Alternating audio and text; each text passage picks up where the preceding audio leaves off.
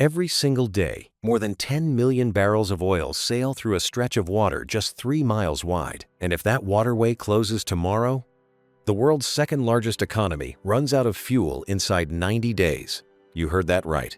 3 miles, narrower than the length of Central Park in New York City, and 70% of China's oil supply has to thread through it. And here is the part that blows people's minds. China's answer was not to build a bigger pipeline or stockpile more crude. It was to make oil itself obsolete. If the idea of an entire country engineering its way out of oil dependency sounds impossible, hit a quick like and subscribe so you don't miss the next one. By the end of this video, you are going to understand exactly how 6 simultaneous breakthroughs just made the entire architecture of the oil age structurally irrelevant, starting with the choke point that forced all of this into existence. The 3-mile keyhole. Picture a hallway, not a wide one. The kind of hallway where 2 people walking in opposite directions have to turn sideways to pass each other. Now imagine that the entire energy supply of 1.4 billion people has to walk down that hallway, single file, every single day, forever. That is the Strait of Malacca. It sits between Malaysia and the island of Sumatra, and at its narrowest point, the shipping lane is barely 1.7 miles across, shorter than the runway most commercial airliners need to take off. Through that keyhole flows somewhere around 80,000 ships every year. That is more than 200 vessels a day, a constant conveyor belt of crude oil, liquefied gas, and container freight, moving without pause, because if it pauses, factories in Shenzhen go dark. Refineries in Shandong stop producing, and the lights in Beijing start flickering inside 3 months. Here is the part most people never think about. China does not control that hallway, not 1 inch of it. The northern shore belongs to Malaysia. The southern shore belongs to Indonesia.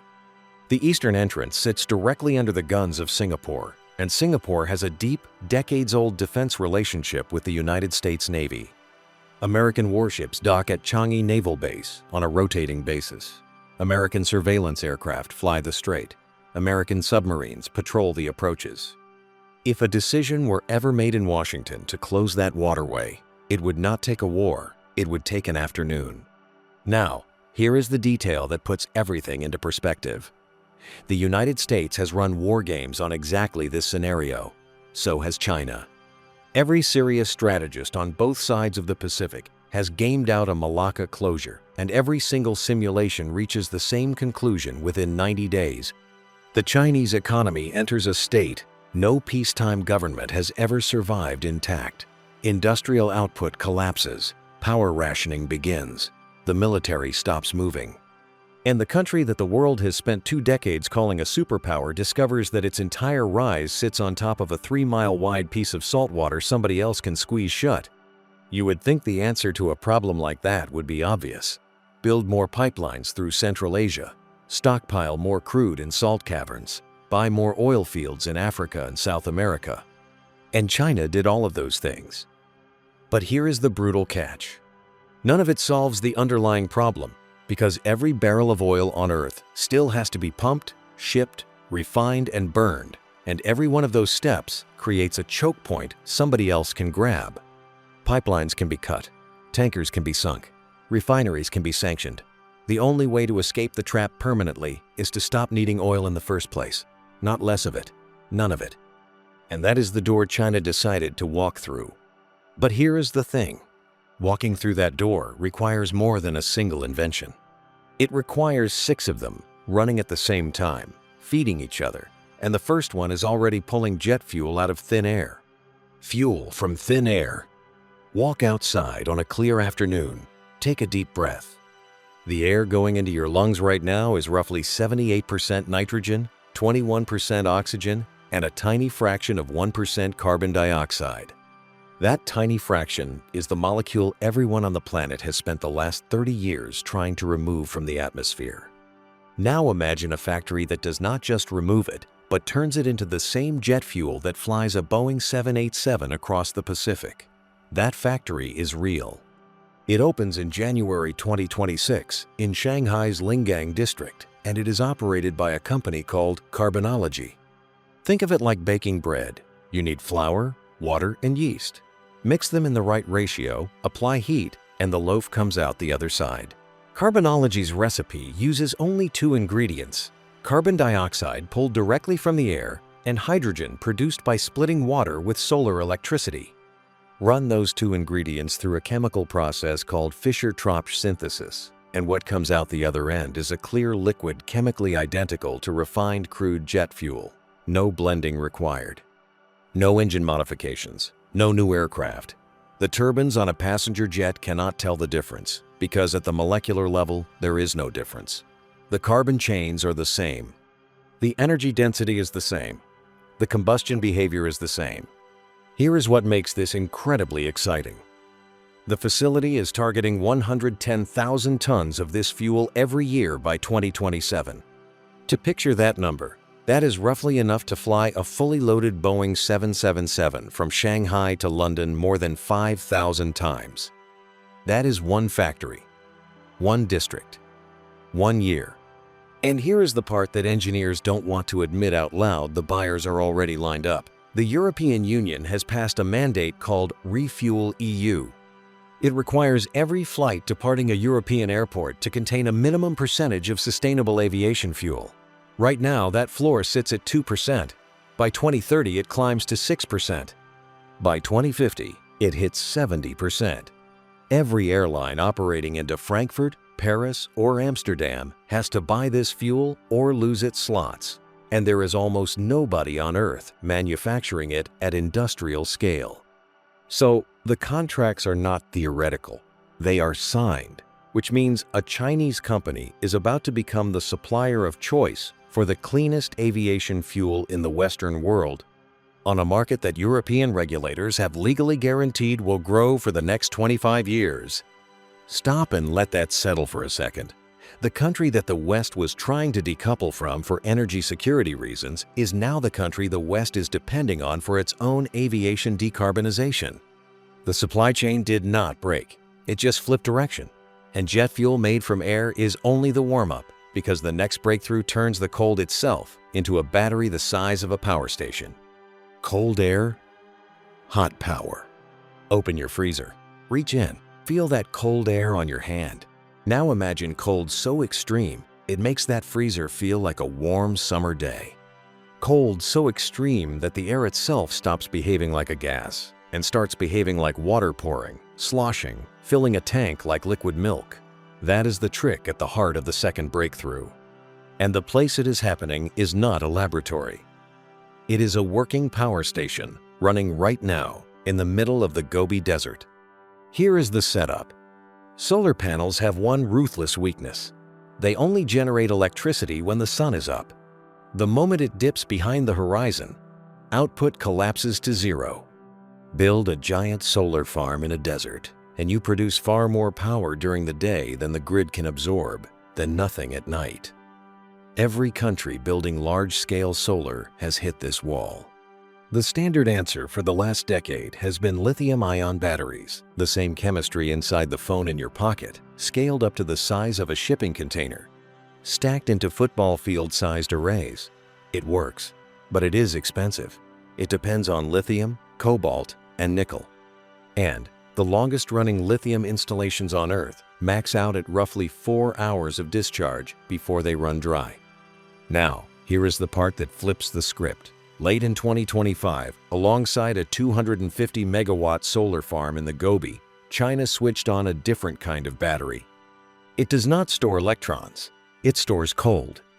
During the day, when the solar panels are flooding the grid with excess power, that electricity is used to chill ordinary atmospheric air down to negative 317 degrees Fahrenheit. To anchor that number, that is colder than the surface of Pluto. At that temperature, air liquefies.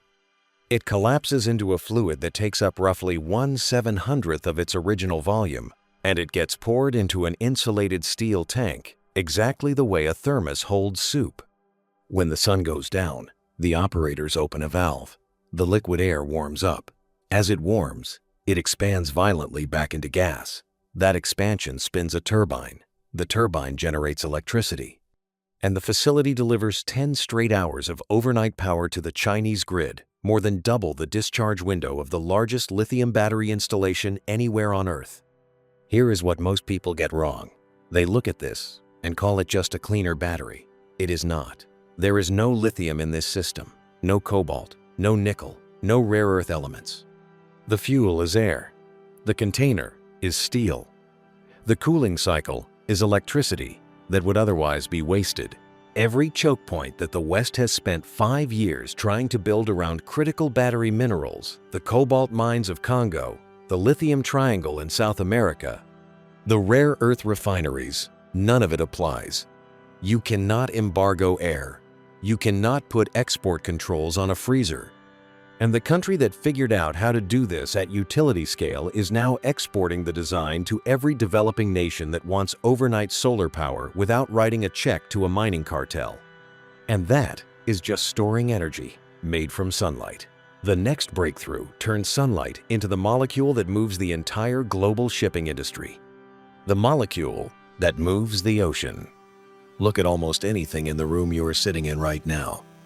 The phone in your hand, the chair under you, the shirt on your back, the coffee in your cup. Roughly 90% of all of it traveled across an ocean on a cargo ship at some point in its life. Those ships burn a fuel called bunker oil.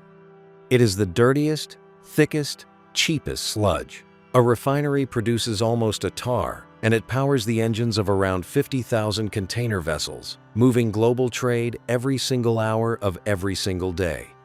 To picture that scale, that is enough ships that if you lined them up end to end, they would stretch from New York to Los Angeles and back again. If those ships stop, the global economy stops. And here is the catch. There is no plug-in cargo ship. Batteries are too heavy. Hydrogen on its own is too dangerous to store at sea. For decades, the shipping industry has been the part of the energy transition everyone quietly assumed could not be solved. Then came an unexpected molecule, ammonia. The same chemical sitting in some household cleaners under your kitchen sink. 3 hydrogen atoms bolted onto 1 nitrogen atom, and that simple structure happens to be one of the densest, safest ways to carry hydrogen across an ocean. Burn ammonia in a marine engine, and the exhaust is mostly nitrogen and water. No carbon dioxide, no sulfur, no bunker sludge. Here is the problem the world has been stuck on for 100 years. Making ammonia normally requires a process called Haber-Bosch, invented in 1909. It demands temperatures over 800 degrees Fahrenheit and pressures more than 200 times the air around you. It burns enormous amounts of natural gas to get there. Roughly 1.8% of all the carbon dioxide humans emit on Earth comes from making ammonia, which is more emissions than the entire global aviation industry. Now, here is the brutal twist. In Shanxi province, a Chinese facility has been running a completely different process. It produces ammonia at room temperature, powered only by solar electricity, with no natural gas anywhere in the equation. It is now run continuously for over 1,200 hours. That is 50 straight days without stopping at more than 90% efficiency. 50 days of clean ammonia, made from sunlight, water, and the nitrogen that makes up most of the air you are breathing right now. If a single Chinese facility making clean fuel for the world's cargo fleet out of sunlight and air surprised you, the next part is going to be even harder to believe. Hit subscribe so you're there when we cover it. Here is the layer that almost nobody outside the chemistry world appreciates. Ammonia is not just a maritime fuel. It is a hydrogen carrier, a fertilizer feedstock, and a grid-scale chemical battery rolled into one. The country that makes it cheaply controls the molecule that feeds farms, powers ships, and stores renewable energy in tankable form. 3 of the largest commodity markets on Earth, food, freight, and electricity, all run through one little 3-hydrogen molecule. And China just figured out how to make it from sunshine. But making the molecule is only half the trick. The next breakthrough is about the machines that produce the hydrogen in the first place, and one country quietly bought up the global supply. The electrolyzer monopoly. Think of an electrolyzer like a giant kitchen blender, except instead of mixing a smoothie, it splits water molecules apart at industrial speed. Pour in water and electricity. Out comes pure hydrogen on one side and pure oxygen on the other. The principle is roughly 200 years old, simple enough that a child can demonstrate it with a battery and a glass of water. The hard part is doing it at the scale of a country, with efficiency high enough to make the hydrogen cheaper than fossil fuels. Every serious climate plan on Earth, Europe's, Japan's, the United Kingdom's, Australia's is built on the assumption that millions of these machines will be installed over the next 2 decades. They are the single most important piece of hardware in the clean energy transition. And here is where the story takes a turn that almost no Western newspaper has wanted to put on a front page. Germany invented modern industrial electrolysis. Norway scaled it. The United States spent 2 decades funding research labs to perfect the membranes inside the cells.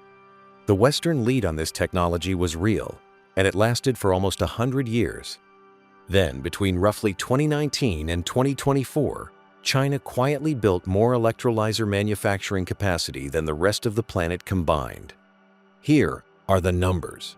In 2019, China produced around 23,000 tons of green hydrogen, meaning hydrogen made from renewable electricity rather than from fossil gas.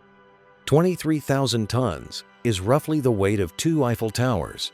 By 2024, that figure had climbed to 138,000 tons a year. That is more than a 5-fold jump in 5 years. And in Guangdong province alone, a single offshore wind-to-hydrogen project is targeting 88,000 additional tons per year on its own, almost 4 times what the entire country produced just 6 years ago. Now, here is the layer that puts the whole map into focus. China currently manufactures roughly 65% of every electrolyzer installed anywhere on Earth. 65%. Every European green hydrogen plant, every Australian export terminal, every South American pilot facility. The hardware overwhelmingly ships from one country. Here is what most people get wrong. They look at this and call it a manufacturing advantage, the way solar panels were a manufacturing advantage a decade ago. It is not just that. It is a tempo advantage. Whoever makes the electrolyzers decides how fast every other country can decarbonize. Order books, lead times, spare parts, software updates, all of it runs through Chinese factories. Beijing can supply Europe's hydrogen ambitions in 18 months, or it can quietly let the queue stretch to 5 years, and there is nothing the buyer can do except wait. That kind of leverage used to belong to oil-producing nations. The cartel could turn the taps. Now, the cartel makes the taps. And the next breakthrough proves that even the world's biggest oil companies have already started to surrender. When the refinery surrendered. Imagine a factory the size of a small city, pipes running for miles, towers as tall as skyscrapers, painted in candy cane red and white, flare stacks burning night and day, trucks hauling crude in. Trucks hauling gasoline, diesel, and jet fuel out. That is an oil refinery.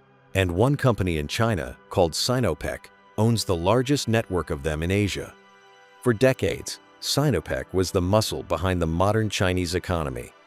Every car in Beijing, every truck on the highway between Shanghai and Guangzhou, every diesel generator in a rural village, all of it ran on fuel that came out of a Sinopec tower. The company built that empire over 40 years, and it built it brilliantly. At its peak, it processed more crude oil than any single corporation outside the Persian Gulf. Now, picture being the chairman of a company like that, sitting down to read the 2025 financial results and seeing profit fall by 37% in a single year. 37% is not a rough quarter. That is the kind of collapse that ends careers and triggers boardroom panic.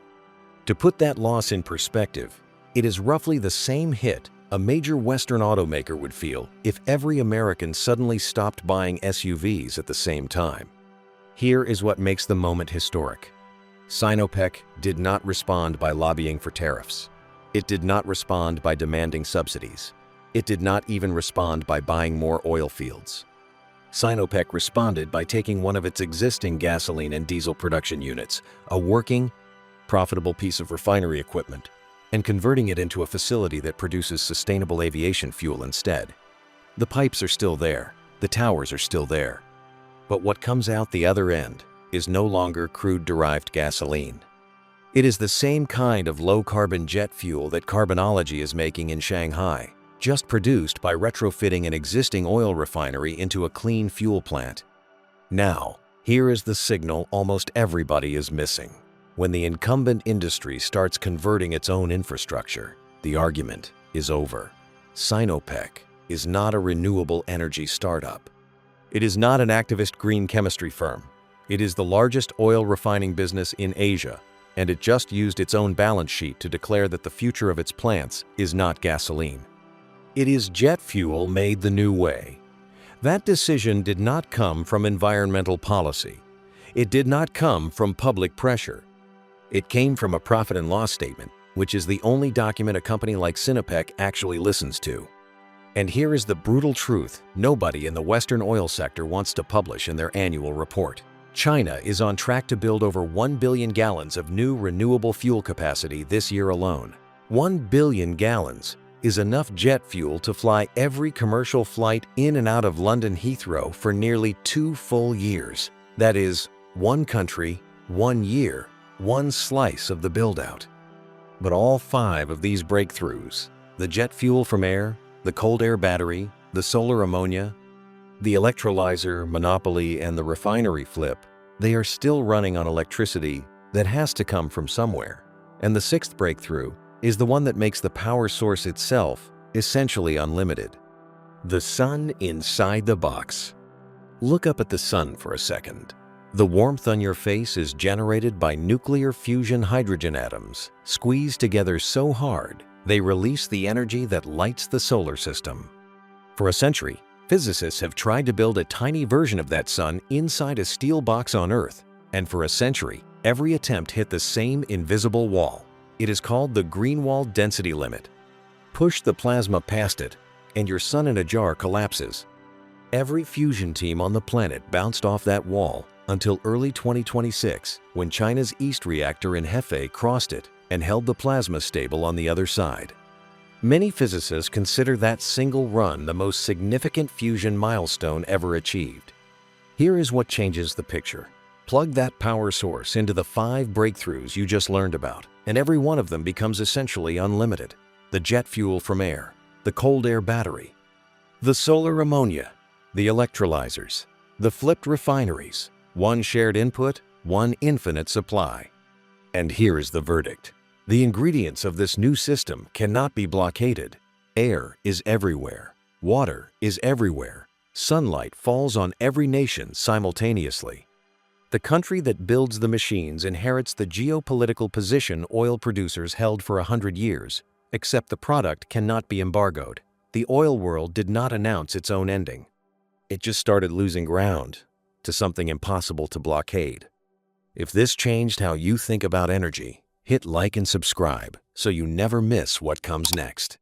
Now tell me in the comments, does the West still have time to build its own air and water system, or has China already locked in the next century? Pick a side.